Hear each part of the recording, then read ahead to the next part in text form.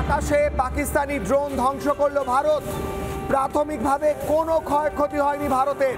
BSF Rajasthan সূত্রে খবর পাওয়া যাচ্ছে কোনো ক্ষয়ক্ষতি ভারতের তরফে হয়নি। কয়েকশো ড্রোন পাঠানোর চেষ্টা করে পাকিস্তান, ড্রোন দিয়ে অ্যাটাক করার চেষ্টা করে পাকিস্তান, রাজস্থানে হামলা করার চেষ্টা করে পাকিস্তান। সমস্ত চেষ্টা ব্যর্থ করে দিয়েছে ভারত। রাজস্থানের সব পাকিস্তানি ড্রোন ধ্বংস করেছে ভারত। একের পর এক পাকিস্তানি ড্রোন রাজস্থানের আকাশে এক এক করে ধ্বংস করে ভারত। সম্পূর্ণভাবে পাকিস্তানি হামলার চেষ্টা ধ্বংস করে দেওয়া হয়েছে ভারতের তরফ থেকে।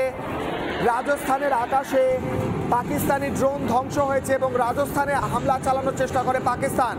এর আগে দেখাচ্ছিলাম কিভাবে উড়িতে স্পেশাল কন্ট্রোল রুম খোলা হয়েছে। এবার দেখাচ্ছি রাজস্থানে কিভাবে বিএসএফ জানিয়েছে যে সম্পূর্ণভাবে পাকিস্তানি যে আক্রমণের চেষ্টা তা বিফল করা হয়েছে। গুজরাটের সেনাঘাঁটিতে হামলার চেষ্টা, আদমপুরে বায়ুসেনা ঘাঁটিতে হামলার চেষ্টা, পাক হামলার চেষ্টা ব্যর্থ করেছে ভারত। পাক ড্রোন উড়িয়ে দিয়েছে ভারত। ভারতের কোনো ক্ষয়ক্ষতি হয়নি। গুজরাটের কথা বললাম, এবার রাজস্থানের কথা বলছি। রাজস্থানেও সব পাক ড্রোন ধ্বংস হয়েছে, কোনো ক্ষয়ক্ষতির খবর নেই।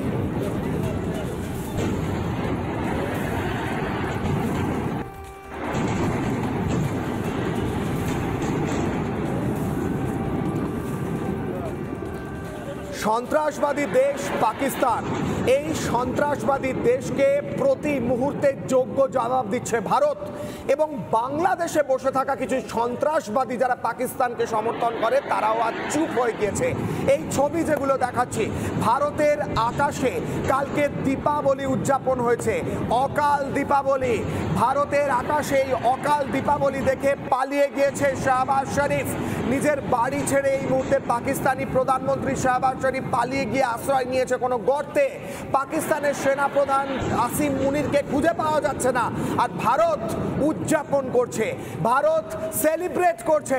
ভারত দিওয়ালি, দীপাবলি, অকাল দীপাবলি হচ্ছে ভারতের আকাশে। কারণ একের পর এক পাকিস্তানি মিসাইল, ড্রোন এবং যুদ্ধ বিমান ধ্বংস করছে ভারত। কিন্তু এই মুহূর্তে আরো বিগ ব্রেকিং, বড় ব্রেকিং নিউজ আসছে এই মুহূর্তে। রাজস্থানের সীমান্তবর্তী এলাকায় রেড অ্যালার্ট জারি করা হয়েছে। রেড অ্যালার্ট জারি করা হয়েছে কচ্ছ সহ একাধিক এলাকায়।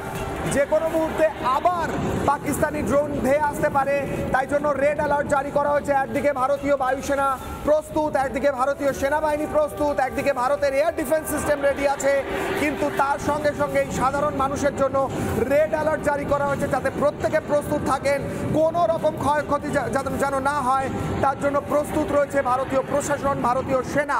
রেড অ্যালার্ট জারি করা হয়েছে কচ্ছ সহ একাধিক এলাকায়। এই মুহূর্তে যারা দেখছেন দর্শকরা, তাদের যদি কোনো আত্মীয় রাজস্থানে থাকেন বা রাজস্থান থেকে যারা দেখছেন রিপাবলিক নেটওয়ার্ক, রিপাবলিক বাংলা, তাদের জন্য এই মুহূর্তে যে কোনো মুহূর্তে আবারও পাকিস্তানের ড্রোন উড়ে আসতে পারে, তাই জন্য রেড অ্যালার্ট জারি করা হয়েছে। এই মুহূর্তে অত্যন্ত বড় খবর।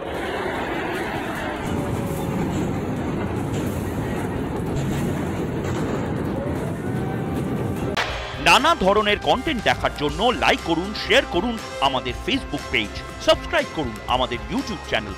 পাশাপাশি অন্যান্য ব্রেকিং নিউজের জন্য অবশ্যই চোখ রাখুন রিপাবলিক বাংলায়।